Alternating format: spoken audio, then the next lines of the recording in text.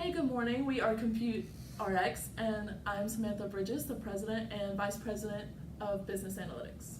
Hi, my name is Richard Arthur. I'm Vice President of Manufacturing and Vice President of Marketing for our firm.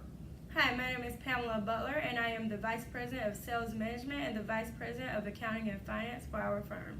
We have prepared graphs for the market share, income statement, statement of cash flows, and balance sheet in Excel. The Excel graphs only provide the numerical version of our decisions and not the explanations of how we come up with the numbers that we did. In slide 2, you can see our graph for our market share. For most of the quarters, we were unprofitable. It was not until the last quarter that we made an operational profit. As you can see, we went from having a low gross profit in quarter 5 to our highest operating profit in quarter 8. Our revenues also went up over time from quarter 5 to quarter 8, which is a big turnaround for our team. Our profits increased when we created new brands and opened more sales offices. We tried to open up as many sales offices as we could so we could sell our products all over the world and reach an array of people. We figured if we reached more regions, we would have the upper hand on our competition. Our revenues really grew in quarter 7, and we had our highest number of sales offices opened. On slide 3, you can see our expenses were the highest in quarter 5, since we did open up many new sales offices. As you can see, our expenses were almost $5 million. We chose to open up more offices because we wanted to expand our market and reach as many customers as possible. In quarter 7, our expense ratio went up again because we opened another sales office. As you can see on slide 4, our essential information from our statement cash inflows. It shows the beginning cash balance, net operating cash flow, total investing activities, total financing activities, and the ending cash balance for each quarter. The graph shows that in quarter 5, we had the most fluctuation with our cash flows, primarily because of the same reasons stated above in the previous paragraphs. After quarter 5, when we opened up many sales offices, we had a higher beginning cash balance for quarter 6. On slide 5, you can see our essential information for our balance sheets. Based on the graph, most quarters, our current assets are higher than our long-term assets. In quarter 6, we had the highest current assets because of the previous quarter when we opened many sales offices. Our assets were higher when we had more cash in each quarter, just like expected. We would have more cash due to new sales offices that sold the previous quarter and when we had new products to sell. The last chart provided on slide 5 shows our debt and equity. Our equity is negative in every quarter because we are spending too much for what we are making at the time, since we are planning for the future of the company and opening up more and more sales offices, creating more products and modifying old products to better our computers for our customers. Our debt is the highest in quarter 6 and then goes down after that because we paid back our loans each quarter. Looking back at slide 6, our top product was the Rexbook Pro. The Rexbook Pro was our top product only because we focused in on the innovator segment, which was in our goals and strategies plan. During quarter 5, we developed 2 different brands, Rexbook Pro 2.0 and Rexbook 2.0.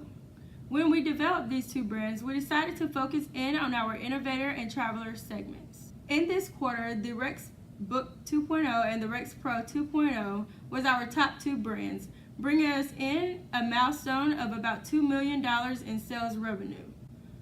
For these 2 brands, we definitely boosted our ad campaigns, focusing in on business graphics applications, more secure computers, engineering applications, web design applications, and picture office settings.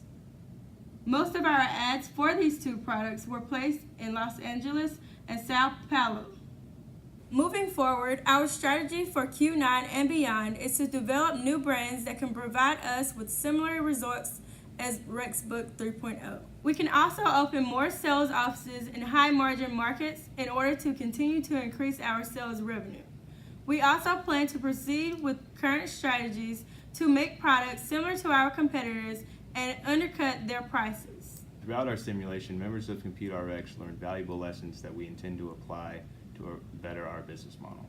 It was the firm's intention to apply lessons from previous quarters to better our model as we move forward.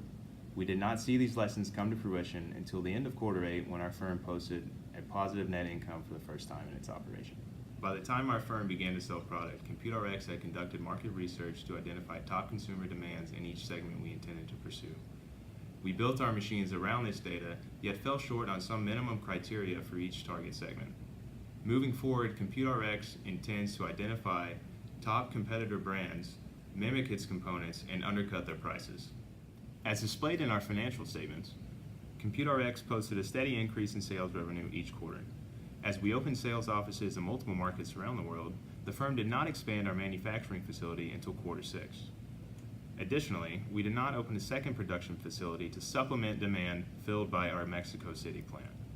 For future operations, ComputeRx plans to apply earned income to build a second production facility to lower distribution costs as we supply markets in the Eastern Hemisphere.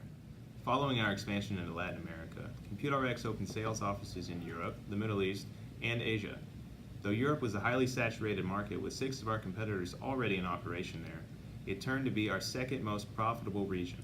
Through our detailed meetings each week, members were afforded the opportunity to better hone skills while working together to accomplish our common tasks. Throughout the course, members had the opportunities to strengthen written communication skills through multiple assignments, as well as oral communication skills while conveying thoughts and ideas to one another. During our weekly meetings, members were afforded the opportunity to strengthen leadership skills as we rotated through who ran our meetings each week. By being afforded this opportunity, each member was offered a spotlight to demonstrate their skills and abilities. Throughout our simulation, members of ComputeRx were afforded the opportunity to better their time management skills. In several instances, our firm had to shift our weekly meetings to accommodate work schedules as well as workloads from other classes. Together, it was our collaborative effort that led to a black income results in quarter 8.